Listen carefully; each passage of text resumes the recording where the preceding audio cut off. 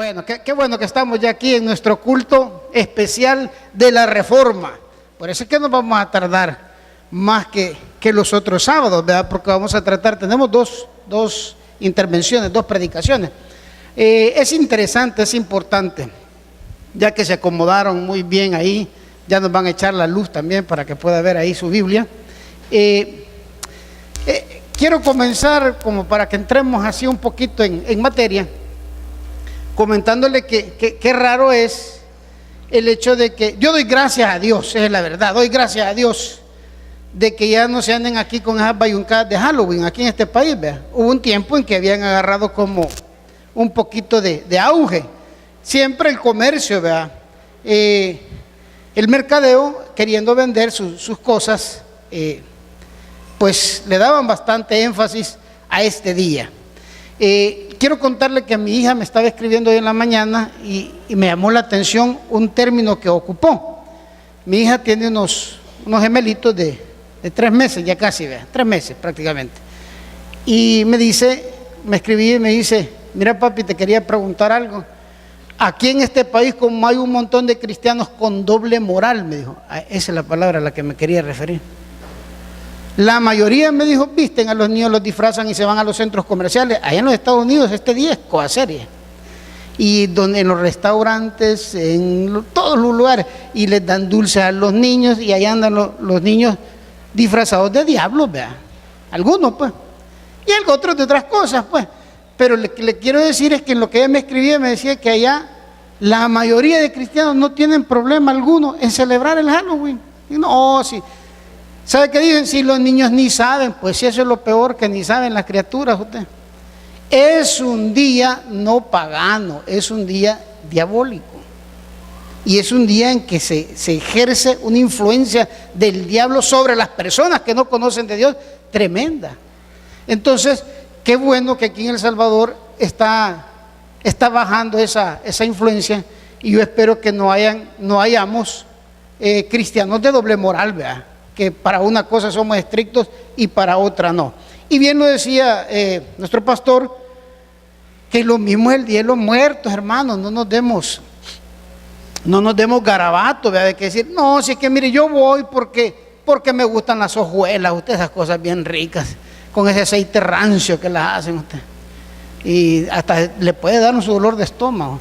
Y por la alegría, no, si para ir a ver al difunto de uno, si es que lo va a ver, puede ir cualquier otro día. Hay 364 días libres para poder visitar cualquiera de los cementerios. Así es que yo pues les exhorto, ¿verdad?, a que no nos dejemos influenciar de alguna manera con cosas y con prácticas que aparentemente son así liviancitas, ¿verdad?, que no tienen nada que ver. No es así. Dios nos manda a mantenernos limpios, a mantenernos libres, y sobre todo con celebraciones que tienen que ver con la influencia del enemigo de Dios, que es enemigo nuestro también, que es Satanás, el diablo, ¿verdad? Así es que, bueno, le vamos a entrar ahora al tema este.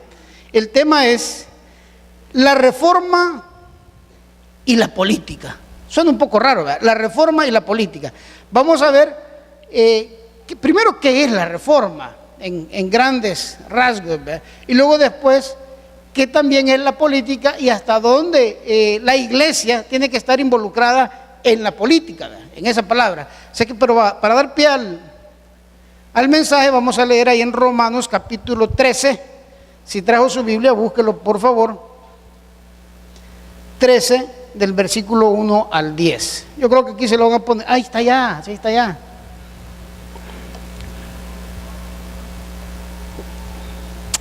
Bueno, aclarar algo sobre este pasaje. Esta carta, que dice ahí carta a los romanos, no es así. No es una carta a los romanos. Los romanos no querían saber nada de Jesús.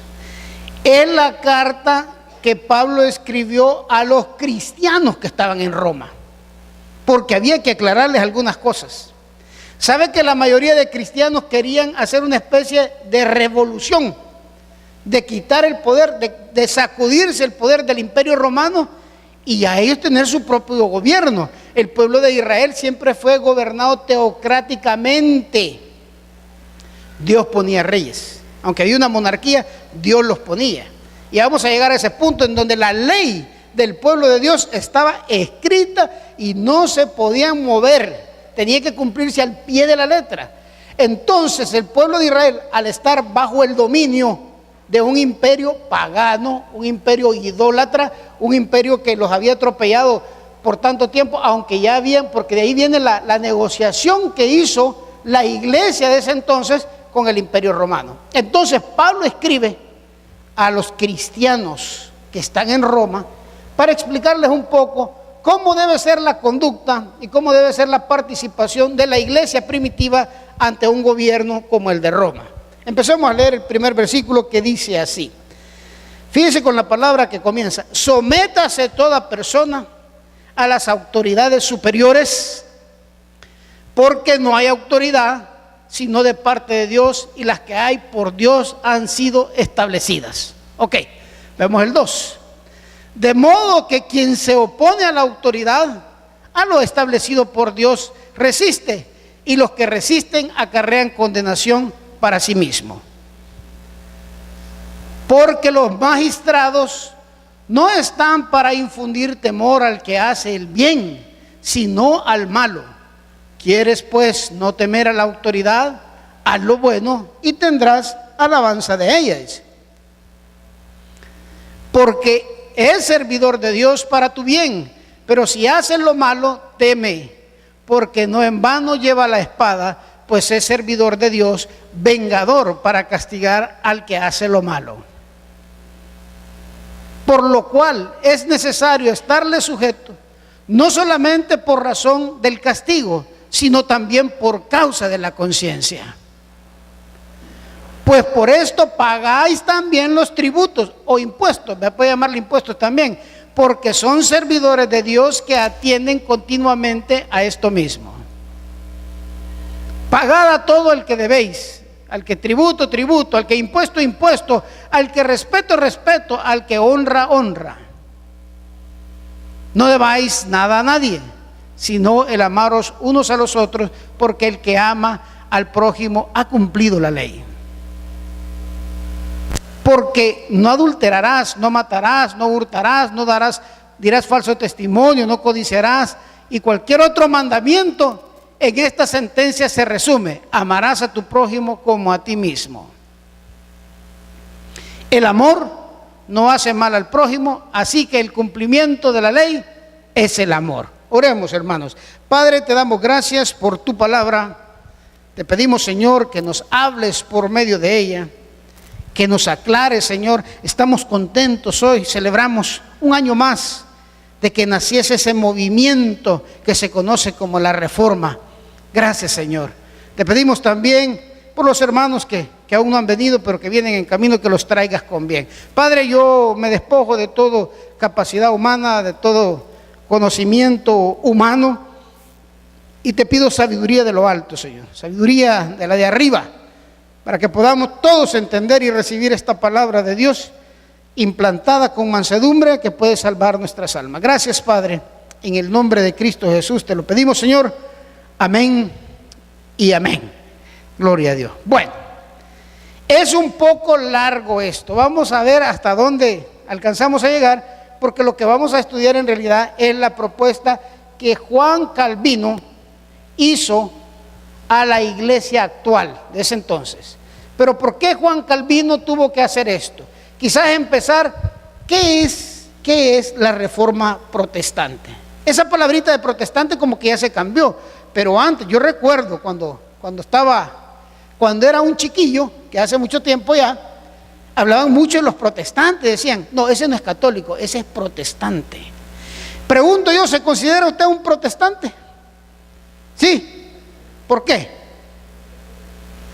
¿Por qué protesta cada rato? Protesta por la comida, protesta por los nuevos impuestos. Felicidades, ya tienen 2 nuevos impuestos más. ¿Vean? Así que, está bien, pero ya vamos a ver eso, de someterse a las autoridades. Resulta, vamos a hacer un vuelo así de pájaro rápido, ¿vean? ¿De dónde viene el hecho de la Reforma protestante y los protestantes mismos? Resulta que allá en En Alemania, no solo en Alemania, en toda Europa, que era donde el fuerte del catolicismo, la única religión oficial del Estado, la religión oficial del Estado, sigue siendo la religión oficial del Estado salvadoreño, le quiero decir. Ahí lo dice en la Constitución. Entonces, esto se empezó a corromper y a arruinar de una forma increíble, man, increíble. De tal forma que para construir lo que ahora se conoce como el Vaticano, la capilla que está ahí en esa iglesia de San Pedro, dicen ellos, empezaron a vender indulgencias. ¿Y qué es esto? No son dulces las indulgencias, es el pasaje para irse al cielo, imagínense. Entonces todos los viejos pícaros que tenían pisto, por pícaros que fueran, iban para el cielo. 1. 2, se podía sacar a alguien del infierno. Entonces ellos se habían inventado una cosa que se llama purgatorio, ¿vea? Que era como el nivel antes del infierno. Y decía, es que está en el purgatorio, pero si te compras unas cuantas indulgencias, ahí vamos a rezar para que salga de ahí y se vaya para el cielo, imagínese usted. Y entonces, ¿dónde quedaban los pobres? Eso entre otras cosas, pero ese fue el detonante, la venta de indulgencias. Aunque también los reformadores, los pioneros de la reforma, llámese Martín Lutero, Juan Calvino, Juan Knox, Ulrico Zwinglio, estos 4 son los que principalmente fueron los que movieron todos los hilos para que esto se volviera un movimiento mundial.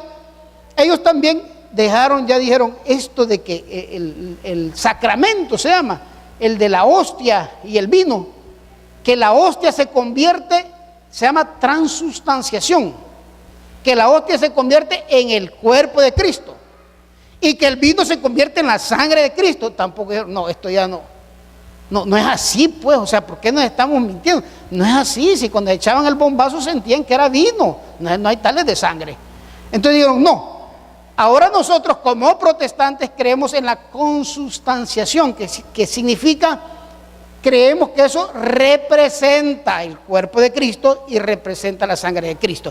Entonces comienza el movimiento en Alemania, con Martín Lutero, un monje católico, que empezó a pedirle a Dios que le iluminara, un hombre muy estudiado, y de repente dice que él escuchó, en uno de los pasillos del convento donde él estaba, escuchó literalmente que una voz que le decía, el justo por la fe vivirá. Y le empezó a repetir ese texto. Dijo, ¿y qué me quiere decir? Este es Dios. ¿Y qué me quiere decir Dios con esto? El justo por la fe vivirá. Le quiso decir que no hay otra cosa que salve a alguien que ha sido justificada más que su fe. Que eso de confesarse era mentira. Que eso de flagelarse también era una estupidez. Y peor aún, que eso de vender la salvación por las indulgencias era una gran estafa. El justo por la fe vivirá. Y un hombre muy estudioso de la Biblia empezó su corazón y empezó a revisar y dijo no. Y empezó a escribir también 90 y tantas tesis, ¿verdad? Que después la fue a clavar ahí en la puerta de la catedral para que todo el mundo tuviera acceso a ellas, a verlas. O sea, él era un exponente de la Biblia muy profundo, entonces le tenían respeto. Pero entonces viene Martín Lutero y comienza el movimiento en Alemania.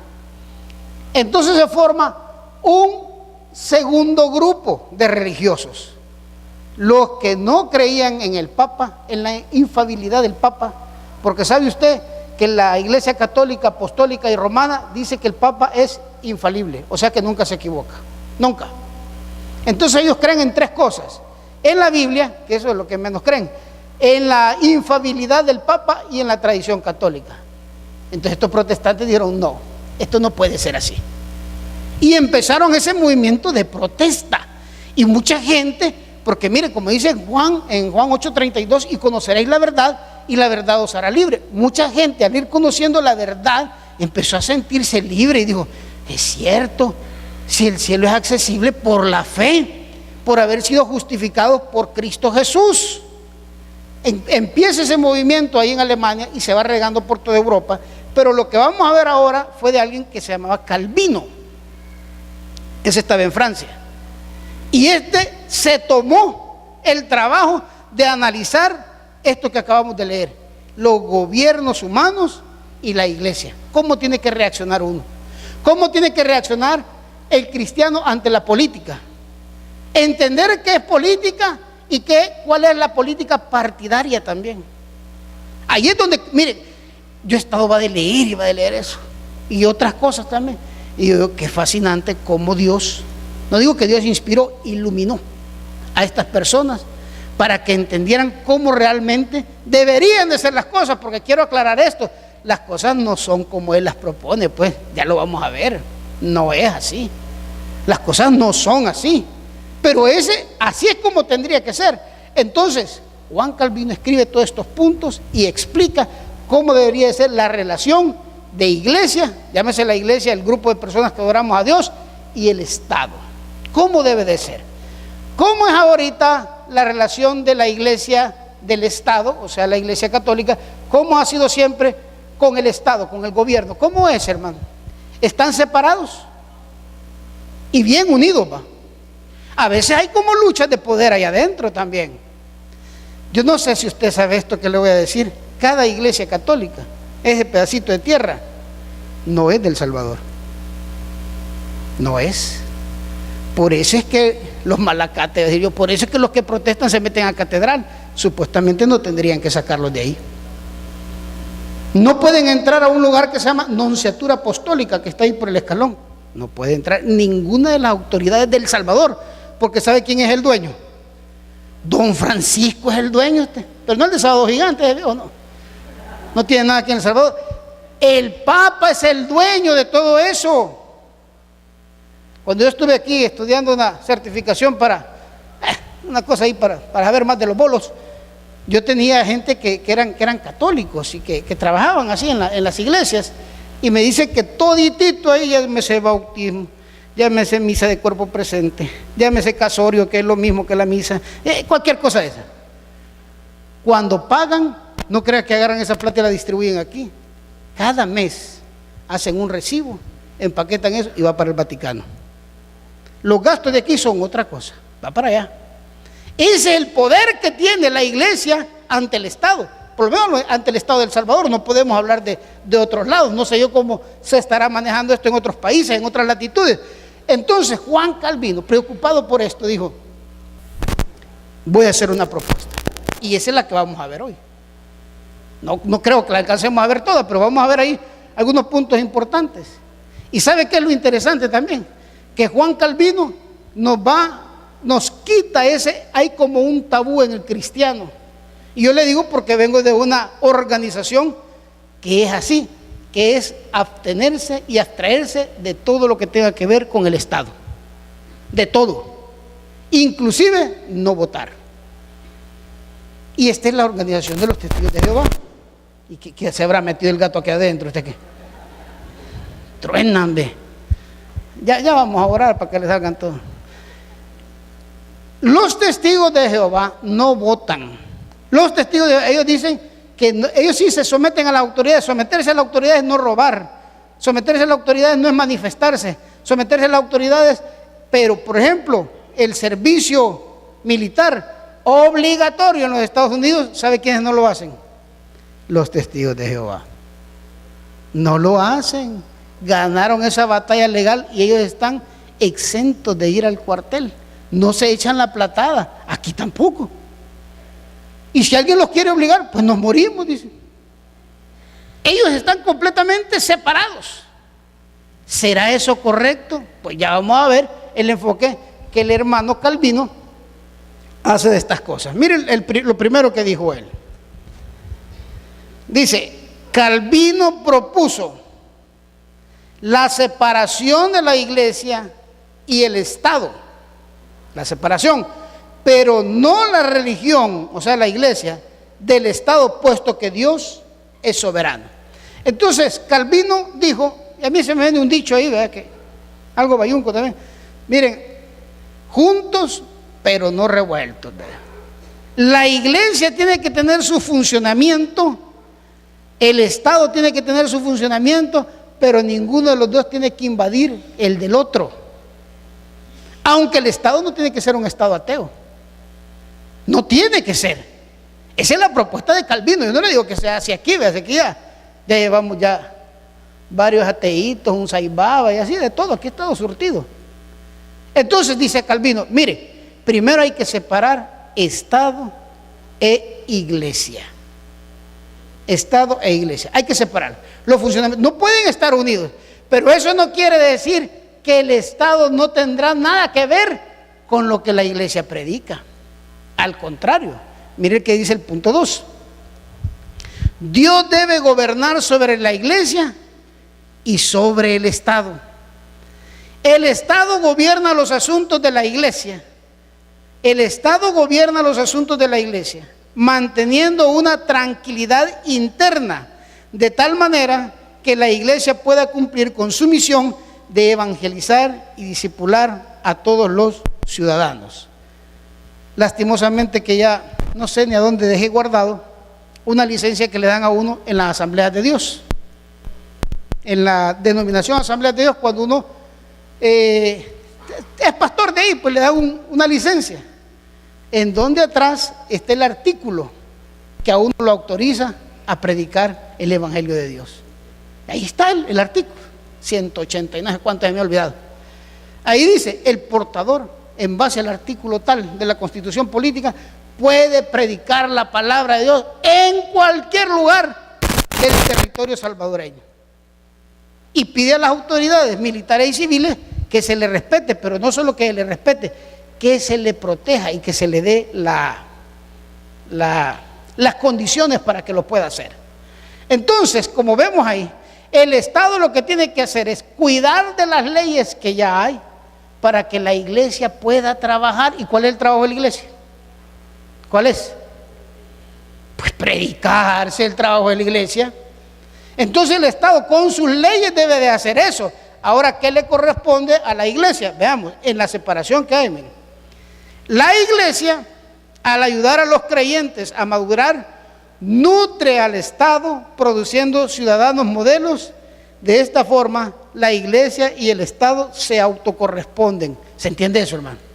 ¿Cuál es el trabajo del Estado entonces? ¿Cuál dijimos que era?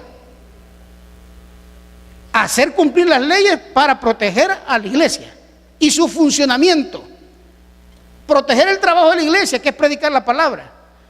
Por ejemplo, el Estado no debería en ningún momento ir a callar a una iglesia, por ejemplo. Mire, ¿usted quién le ha dado permiso de estar predicando? Pues la Constitución, papito, aquí te podemos mostrar. O si usted anda, como se conoce aquí, va evangelizando, pues ganando almas, dicen algunos. Y le digo: ¿y usted qué anda haciendo hablando de eso aquí? ¿Y cómo que usted? Aquí, si aquí me ha mandado el que lo manda, usted también. Entonces el Estado está en el deber de propiciar las leyes, de hacer cumplir las leyes para proteger el trabajo de la iglesia. ¿Y qué acabo de leer yo ahorita? ¿Qué tiene que hacer la iglesia? Porque los dos están separados, pero los dos están entrelazados en algunas cosas. Le voy a volver a leer. El Estado, la iglesia, dice, al ayudar a los creyentes a madurar, nutre al Estado, produciendo ciudadanos modelos. De esta forma, la iglesia y el Estado, ¿qué dice? Se autocorresponden. Entonces el Estado nos tendría que proteger y proteger el trabajo de la iglesia, y la iglesia le va a devolver gente buena. Yo no sé, nunca fui, hermanos, pero dicen que había un lugar en Guatemala era que se llamaba Amolonga, o se llama Amolonga. ¿Quién ha ido a Amolonga de aquí? ¿De aquí fueron, va? De Peniel. Y a mí me contaron que allá no hay cantinas. Vea, imagínense en un susto uno que tiene una calentura, ¿cómo hace? Si tienen que frotarlo a uno con algo en el pecho, ¿cómo hace?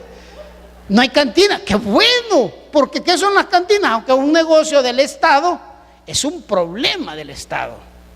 Hace poco veía yo a un conductor temerario. No, hombre, si es que con razón a ese volado le dicen el agua loca. Vuelve loco a la gente. Hizo una sola chocazón, se quedó dentro del carro. Yo creo que ustedes lo vieron en todos los canales, lo pasaron. Bien famoso se ha hecho. Y cuando lo quisieron bajar, salió a repartirles a los policías. Y dijeron aquellos que hoy andan bien contentos, les quiero contar eso, hoy andan bien contentos.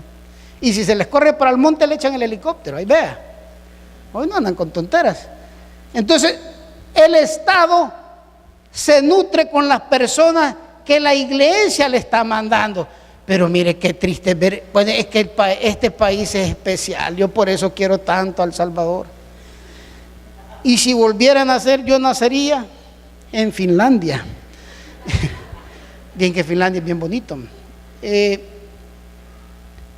Cuando la iglesia está trabajando bien, lo voy a decir de esta forma para que se entienda, es como una fábrica de buenos ciudadanos. Entran malos ciudadanos, salen buenos ciudadanos. ¿A quién le conviene esto? No le conviene eso al Estado. Aquí jamás le vamos a decir a usted que sea un mentiroso, un tramposo y que haga la marufia para no pagar sus impuestos. Él pague sus impuestos, acabamos de leerlo. Pague su tributo, pague sus impuestos. Todos los años van a haber más, pero no le hace, los vamos a pagar. Jamás la iglesia le va. Entonces al Estado le conviene esto, porque se están nutriendo, dice la palabra ahí, en el punto este que estamos viendo, de los buenos ciudadanos. Entonces lo que haría es estabilizar el Estado con gente que hace las cosas bien. Ese es el trabajo de la iglesia. Eso es lo que tendría que estar haciendo la iglesia. Vamos al 3.5. Dice, el Estado tiene su jurisdicción sobre los asuntos temporales y la iglesia tiene su jurisdicción sobre los asuntos doctrinales y espirituales, pero ambos son de carácter religioso. Ok, dice que el Estado tiene su jurisdicción en los asuntos temporales. ¿Qué es lo temporal en la vida de un ser humano? A ver, coménteme para que no se duerma. ¿Qué es lo temporal? Pues la vida misma es temporal, ¿verdad? Entonces todo lo que implica en nuestra vida, la educación es temporal. ¿Usted que es teacher? ¿Sí o no? Sí, es temporal. Cualquier trabajo es temporal. Todo es temporal. Entonces lo temporal le corresponde al Estado, no a la iglesia. ¿Y qué le corresponde a la iglesia? La doctrina. La palabra doctrina es la enseñanza que viene de arriba. La iglesia es la encargada de lo eterno. Imagínense el compromiso que tenemos, no de lo temporal, aunque prepara a la gente para que tenga una buena vida temporal, porque eso es lo que hay que entender. Y ahí imagino que la iglesia, y hay sectas que han hecho eso, ¿verdad?, que desenfocan a la gente y les han dicho, bueno, un alumno me decía, yo no sé si me lo dijo en broma o en serio, estábamos hablando de la salvación, ¿verdad?, del cielo y todo, y entonces me dijo, mire pastor, como estos salen con unas cosas usted. Mire, pastor, ¿y por qué no nos matamos todos y nos vamos para el cielo? Pues, todos modos, no hay que segura la salvación. Pues. Así como vos pensás, esa idea que vos tenés, esa fabulosa idea que vos tenés, ya la han tenido otros locos. Uno se llama Jim Jones, otro David Koresh. Y en los Estados Unidos han salido eso, donde supuestamente la gente está un poco más despiertita, pero se los duermen. Otro era los de la se me ha ido, pero eran unos chinos de la cuestión solar, decían ellos. Entonces dijeron, miren, ya viene el fin del mundo y todo, así que ese Jim Jones le dio veneno, compró una propiedad en la Guyana francesa, en una isla, y se llevó a su iglesia. Y allá les dio cianuro a todos. No les dio él, hizo que tomaran, él los convenció. David Koresh tenía una cuestión encerrada con armas y todo, y cuando quiso entrar el Estado, ¿qué es lo que hizo? Se agarró a balazos con ellos y le dio fuego a toda la propiedad, muriendo todos adentro. Entonces, ¿qué doctrina es esta? La de estas sectas. Si la doctrina, la iglesia es una fábrica de buenas personas, pero eso es temporal. La iglesia es encargada de enseñar las cosas eternas. Las cosas eternas. Pero pietismo desencarnado se llama eso. Hay gente que se quiere olvidar de todo lo temporal. Ay, no. Y su hijo va a ir a estudiar a la universidad. No, si yo no quería ni que terminara el 9º grado. ¿Para qué si ya nos vamos a ir con el Señor? ¿Sabe que yo viví una de esas locuras en mi casa, pues, con mi familia? Resulta que a estos señores testigos de Jehová se les ocurre que en 1977 venía el Armagedón, que es la guerra de Dios contra el hombre. Y entonces, ¿qué hizo mi hermano? Es algo deschavetado. Yo, aunque usted no me lo crea, estaba chiquito en el 77. Y empezó a abrir huecos en la pared, a camuflajear huecos en la pared, y a guardar literatura de los testigos de Jehová, porque ya venía la persecución, nos iban a seguir. Y entonces iban a prohibir las Biblias, iban a hacer esto y lo otro. Y en 1977 viene el Armagedón. Así es que en enero de 1977, porque él era mi hermano, no era mi papá, pero él administraba lo que mi papá había dejado, llegué hoy y le dije: Neto, dame para irme a matricular. Y se me quedó viendo, ¿va? Este hipote es bien estúpido, ¿va? Dije, cómo me trataban, yo ese trauma lo llevo yo. Y yo le dije: ¿y por qué? Pues le dije: sí, es cierto, pero ¿por qué decimos eso? Está pensando en estudiar todavía. En enero de 1977, ¿no? Ponete a leer la Atalaya, la Despertad, el Libro Azul, porque ahí solo son libros. Y en mis adentros, y si no viene ese, pero bueno, a mí después dije: ¿y qué es lo que voy a hacer? Pues en estudio, le digo: vamos a predicarme. Los últimos días ya venía el Armagedón, hermano. En 1978 me estaba matriculando en la nocturna yo, porque pues sí, ya no me quedó de otra de ir de día, mejor me fui en la noche con los vagos que iban en la noche y al inframen. Eso no tiene que ocurrir en la iglesia, en la verdadera iglesia reformada, protestante. ¿Sabe qué quiere decir reforma? Volver a la forma original. Eso es lo que quisieron hacer los reformadores. Dijeron: mire, esto ya se deformó de tal forma. Oiga bien, se deformó. Tenemos que hacerlo llegar a la forma original de antes. Y todo esto giró, esto y muchas cosas más, alrededor de este movimiento, y nosotros que hemos estudiado la Biblia nos hemos dado cuenta. Entonces, no podemos vivir en un estado que no existe o tratar de ignorarlo. No es así. No es de que, hermano, ya viene el arrebatamiento y venda todas sus casas. Yo siempre me he preguntado con todos tontos que dicen que tal día viene el Señor, venda sus casas. ¿Y qué van a aceptar los dólares ahí arriba? Pues en todo caso sería: regálela, no la venda, regálela. ¿Y para qué quiere pisto? Para allá arriba no creo yo que se ocupe pisto. Entonces, mire lo que dice el siguiente punto. 3.6. Teocracia y religión son fundamentales en la sociedad reformada, puesto que todo el Estado debe de ser gobernado por Dios y el Estado debe de estar completamente dedicado a Él. ¿Qué tipo de gobierno es el que tenemos nosotros aquí en este país? Es la democracia, ¿verdad? La democracia. Bueno, la democracia. Ahí habla una palabra y dice teocracia. ¿Qué quiere decir teocracia? La palabra teocracia dice que es el gobierno por Dios. Teos es Dios, cracia gobierno. El gobierno estipulado por Dios. El Estado debería de gobernar siempre bajo la dirección de Dios. ¿Y quién va a dar esos lineamientos? La iglesia. La iglesia tendría que darlos. Todos tendríamos que estar claros en eso. Todos tendríamos que entender. Si eso fuera así, no es así, ¿va? Porque algunas veces alguien puede decir: pues sí, pero esto no es así. Sí, es cierto, no es así. Pero eso es lo que Juan Calvino dijo que tendría que ser. Sería como volver a la forma original de antes. Antiguamente, cuando en realidad existía teocracia, lo que sucedía es que habían reyes, monarquía, pero los reyes eran puestos por Dios. Y siempre habían fallas humanas. Y sigue diciendo en el 7: la teología reformada incluye una distinción, entre la iglesia y el Estado, controles y balances en poder y la sumisión ciudadana al Estado y la responsabilidad del Estado frente a Dios. Ok.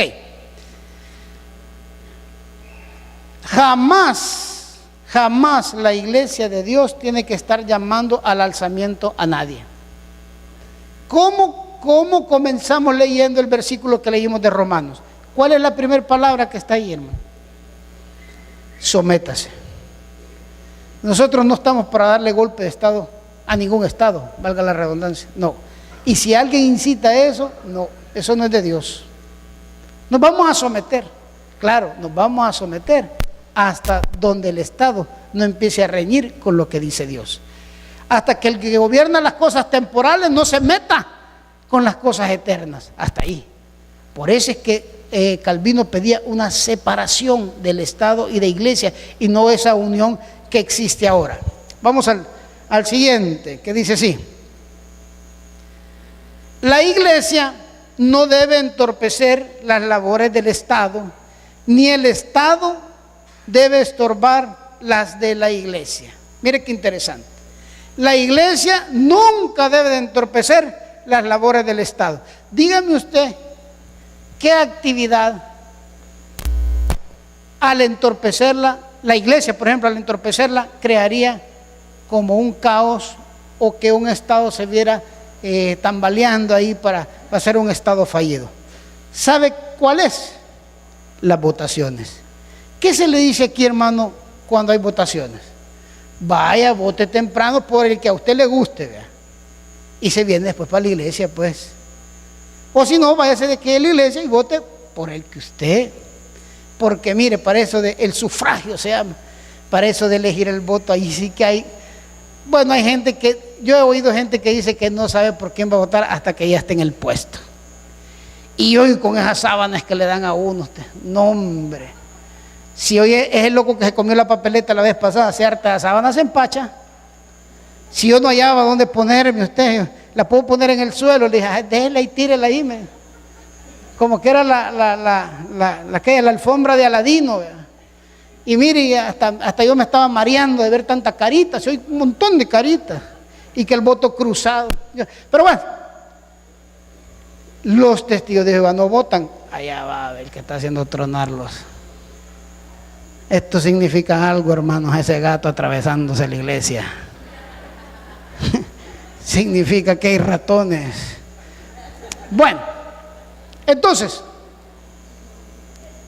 la iglesia no debe de entorpecer. Imagínense que todos los cristianos evangélicos, llamándonos como protestantes, porque estamos hablando de los protestantes, empezáramos a inducir a la gente que no vote, hermano. ¿Y para qué va a votar por gente pícara? No vote por nadie. Es más, nos vamos a mandar a hacer unas camisetas que digan: yo no voto por nadie. No crea. Esto se vería si dicen que el 50% o el 49% de las personas del total, como el 49% fueron, aquí en Zaragoza así fue, vea, como el 49% fueron a votar, los demás les valió. Se fueron para el puerto. Ahí subían las fotos en el Facebook y yo los veía. Aquí ando votando, jajaja. No quisieron votar. Y ahora que la iglesia impulsara eso, ¿qué sería eso? Sería estorbar un evento que es muy importante para el Estado. No estamos hablando de partidos, estamos hablando del Estado. Que la gente, que hay que enseñarle, me dijo un pastor una vez a mí, a la gente hay que enseñarle por quién votar. No, ¿qué le pasa?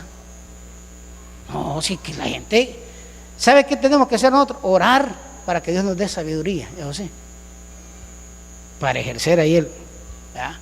Y acordarse. ¿Le sigo dando play o qué onda? Ahí ve usted. Y cada quien tendrá su afinidad. Mire, si hay gente que vota por la cara del que va de candidato, usted. Yo cuando iba hacia una hermana, por cierto, y hermano, ¿y usted puedo saber por quién votó? Le dije, sí, me dijo, yo a todo el mundo le cuento, ¿por quién votó? Por Mauricito, me dijo. Ay, hermana, le dije, ¿por qué votó por Mauricio? Le dije, es que bien guapo, es chiquitín, me dijo. Ah, no, le dije, si es por guapo que van a votar, entonces ya yo me quería tirar a la política, pero no, ni mi mamá va a votar por mí. La iglesia jamás debe de estorbar, así como el Estado tampoco debe de estorbar. ¿Qué tal que el Estado sacara una ley en la que nos diga que solo ciertos días, a tales horas, podemos adorar a Dios? Que no frieguen. Que mire, en la semana solo el día domingo, y el domingo en la mañana, de ahí nada más, no estén con locuras. ¿Qué les diríamos nosotros, hermano? Vamos a obedecer a Dios más bien que a los hombres, y no nos vamos a someter, porque hay que tener eso bien claro. Jamás nos vamos a someter a una ley que venga a estorbar las leyes de Dios. Y vamos a llegar a eso de la ley de Dios. Pero estoy viendo aquí que el tiempo ya casi expira. Bueno, el siguiente punto. Ambos, dice, Dios le ha dado al Estado los asuntos temporales, mientras que a la iglesia los eternos. Ojo con esto, los magistrados deben hacer cumplir los 10 mandamientos, ya que son el decreto divino. Y ya vamos a llegar ahí. Fíjense que lo que decía Juan Calvino. Decía que los magistrados, los encargados de ejecutar la ley, o de promulgar la ley, que la ejecute el brazo armado, que puede ser, que tiene que ser una policía, dice que deben de respetar o apegarse a los 10 mandamientos. ¿Cree usted que estamos ahora apegados a los 10 mandamientos? Ya vamos a llegar y los vamos a ver. Y ya va a ver usted cómo se llama eso. Entonces dice aquí, los magistrados deben hacer cumplir los 10 mandamientos, ya de que son el decreto divino. Dios le ha dado al Estado los asuntos temporales, mientras que a la iglesia los asuntos eternos. Ambos han sido puestos por Dios para proteger al pueblo. El Estado debe de tener clara visión y el conocimiento de la verdad y la esencia de las cosas, lo anterior basado en el primer mandamiento. La obediencia al primer mandamiento incluye todas las áreas de la vida en una sociedad. Oiga esto, la obediencia al primer mandamiento incluye todas las áreas de la vida en una sociedad. El modelo bíblico nos muestra una sociedad teocrática y una teonómica. Yo ya sé que ustedes saben lo que es teonómico, ¿verdad? A mí me sonaba algo así como que tenía que ver la economía, pero no. Es las leyes de Dios. El Estado debería de regir sus leyes en base a la ley de Dios. Si quita una de esas, ya no está dentro de la voluntad de Dios. Y vámonos a ver ahí lo que era el decálogo. Ahí nos van a poner Éxodo para que demos una revisadita a esto. Eso está en Éxodo. Búsquese ahí Éxodo, capítulo 20, del 1 al 17.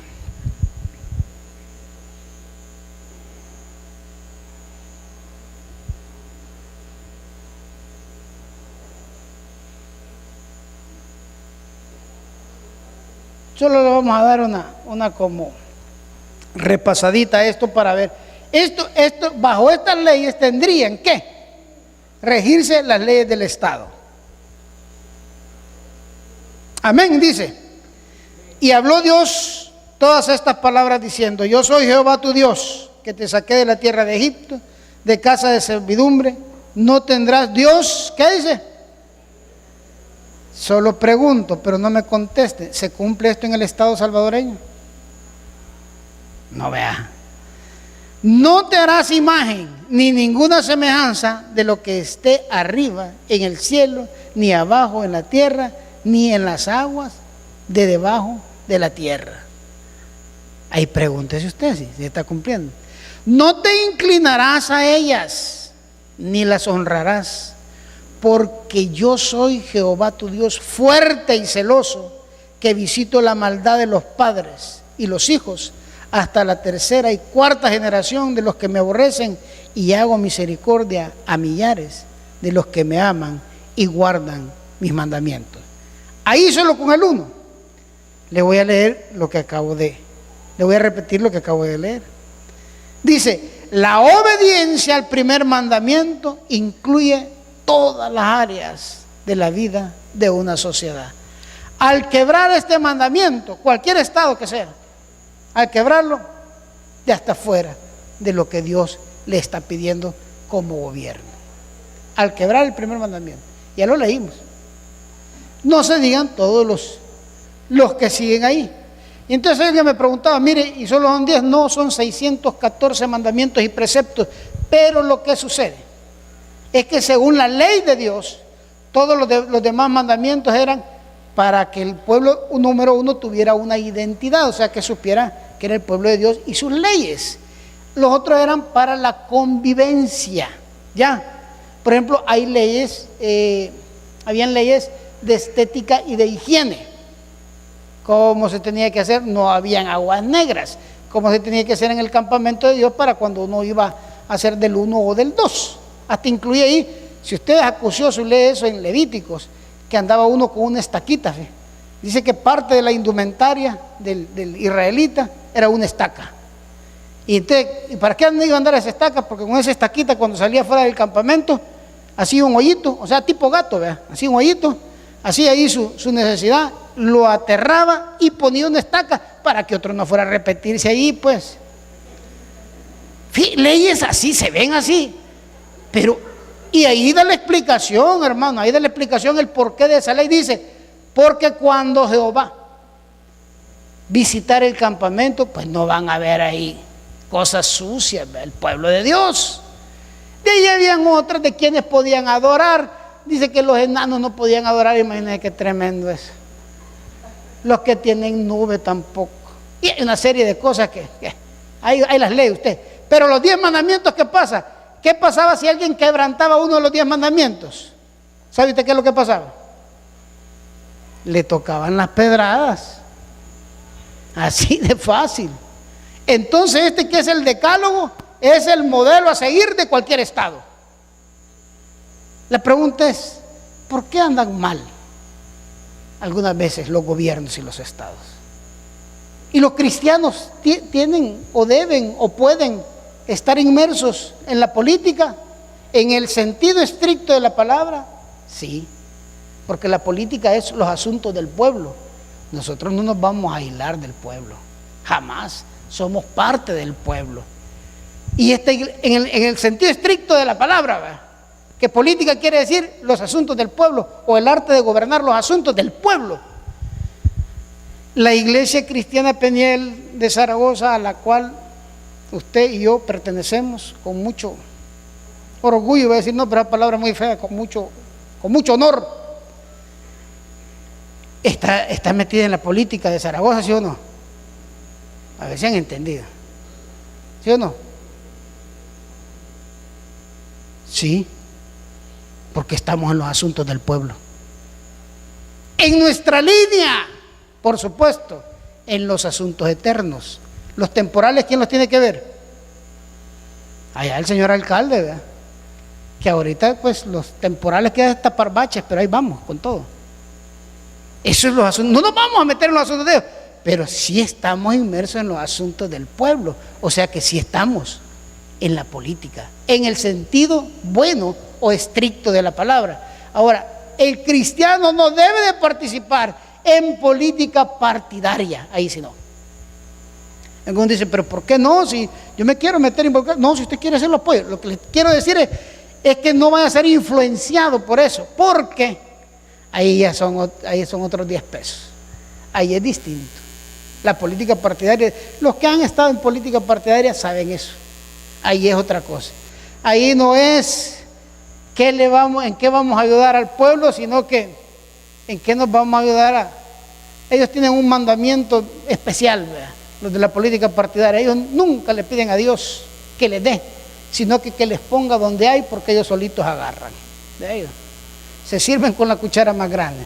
Entonces, hermanos, primero, la reforma protestante nace en Europa, en hombres que empezaron a sentir ese peso de la palabra de Dios, conocedores de la palabra de Dios, que empezaron a decir, esto no es así, esto no puede ser así, Dios no puede estar vendiendo indulgencias, no podemos ser gobernados por un solo hombre que dice que es el vicario de Cristo, que es el representante de Dios, y renunciaron al Papa, renunciaron a varias cosas, renunciaron a la extrema unción, se llama eso también, que es que cuando alguien se muere, llega un cura y lo confiesa y ya se fue para el cielo, tuvo chance, pues. No es así.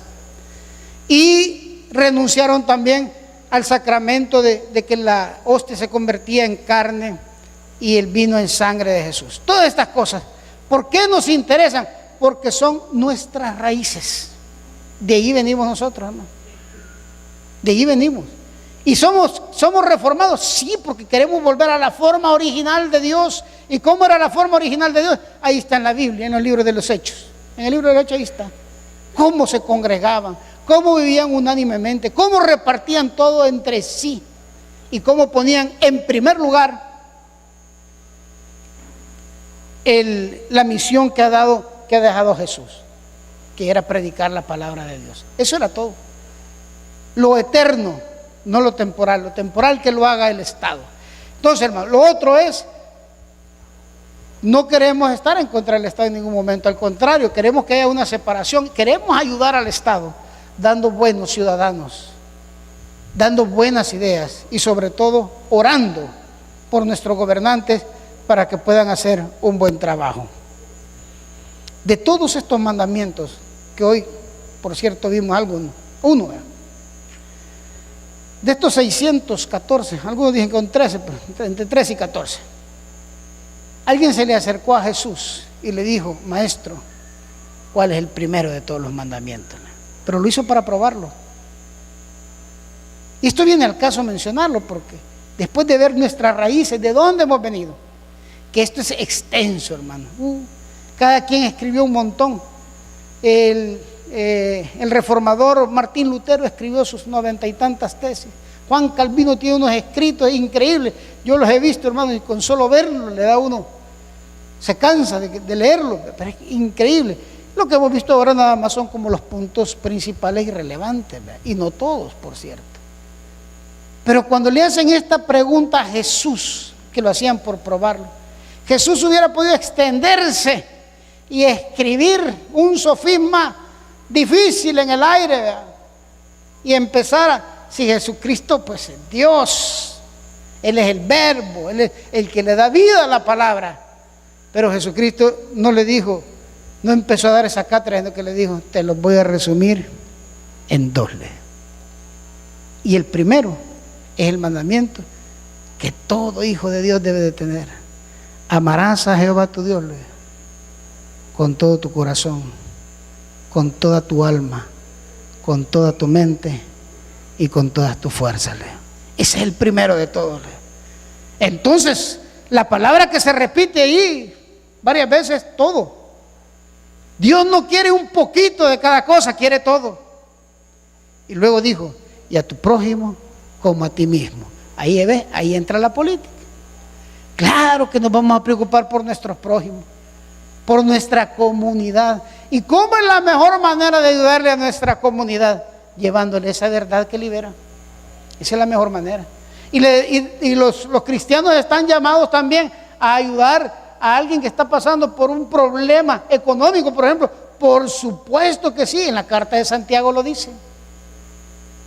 Cuando venga alguien a pedirte, no le digas: hermanito, sí, voy a orar por usted, voy a orar porque te le quite el hambre, para que no tenga frío. No, dale de comer y dale con qué abrigarse también. Esa es la política en la que debe estar metido el cristiano, con el pueblo, con los necesitados. Y todavía hace una aclaración, el apóstol le dice: con los de la casa, primeramente. Así es que, hermano, a medida que entendamos estas cosas, entenderemos y haremos prioridades en nuestra vida. Afectemos nuestra comunidad, no nos aislemos. Que esta iglesia no se convierta en un búnker donde venimos nosotros, pero los santos, allá a orar. Adiós, mi fulana de tal, ya va para la iglesia. Amén, gloria a Dios, aleluya. Hoy oí una hermanita, es que yo solo yendo tonteras ando. Andaba en Santa Tecla y ella está vendiendo así. No tiene su venta aquí, tapa la cabecita y todo, tamaña, hermana. Y entonces le dijo: hermana fulana de tal, le dijo: hoy hay vigilia, le dijo. Sí, le dijo, pero no sé si voy a ir. Ay, ¿por qué? Le dijo la otra. Y oyendo, de metido. Es que mire, a esa iglesia está llegando de todo, le dijo así, hizo más grave la voz. Esa iglesia, le dijo, está llegando de todo. Vaya, ve, igual a la que voy yo. Dije, ahí va de todo. Si es que de eso se trata, hermano, de afectar a la comunidad con las verdades del reino, de afectar. Jesucristo mismo fue criticado porque dicen que comía y bebía con los pecadores. Se le acercaban prostitutas, hermano, a estarle enjugando los pies con sus cabellos y sus lágrimas. Y dijo Simón el fariseo: si este hombre fuera un profeta, sabría quién es esta mujer. Y Jesucristo le lanzó ahí una comparación increíble, ¿verdad? Que la conclusión es: al que más se le ha perdonado, ese más ama al Señor. Entonces, que nuestra iglesia, en nuestra comunidad se convierta en una iglesia donde vienen de todo, ¿verdad? Qué bonito sería eso. Que aquí, aquel que acaba de dejar la zumba, diga yo, ahí voy a ir a la pendiente, porque ahí me van a hablar palabras, no me van a sacar. Amén, aquí lo esperamos. ¿Verdad? Jesucristo se le acercó a predicarle a una mujer que 7 maridos había tenido, y el que tenía no es tuyo tampoco. Le digo, estás pirateando ahí. A la mujer del pozo, vea, a la mujer que después llevó a multitudes a oír a Jesús. Hermanos, interesante la propuesta de este hombre de Dios, Juan Calvino. Qué bueno fue Dios de utilizar a estos reformadores, a Martín Lutero. Tuvieron el valor. Hacer esto se requería de mucho valor. Era estar en contra de todo lo que se conocía entonces, del imperio romano, que sigue teniendo mucho peso en las civilizaciones actuales todavía. Vamos a orar. Quiero hacer el llamado por si hubiese alguna persona que quisiese rendir su vida al Señor. Y luego después quiero que tengamos un tiempo breve de oración. Oremos por nuestros gobernantes, hermano, por el Estado, oremos por ellos. No es insultando los que vamos a... Yo me fijo en las redes sociales, ¿cómo insulto? No es así, eso no es cristiano, hermano. Si lo ha hecho, arrepiéntase, oye, pobrecito el profesor, hombre. Oremos por ellos. No aceptemos esos llamados a la disensión también que hacen algo otro. Las políticas partidarias, agarran y le meten leña al fuego. No, aquí no estamos para defender ni para condenar a nadie. Oremos por ellos. Total, nosotros los pusimos, vea, por nuestros votos están ahí. Así que hoy orémosle a Dios y digámosle que estamos arrepentidos, pues. Orémosle a Dios por nuestros cuerpos de seguridad que andan arriesgando su vida en la calle. Hay tiempos difíciles. Y oremos por nuestros jóvenes para que no sigan siendo secuestrados por el diablo en esta ola de violencia que se ha desatado. Oremos por esas 3 cosas. Padre que estás en los cielos, gracias, Señor, por tu palabra. Alabemos todo lo que tenga vida, todo lo que aún respira, con canciones de alegría. Alabemos, levantemos manos santas, celebremos con la danza, que se escuche la alabanza. Alabemos, te alabamos, Dios, te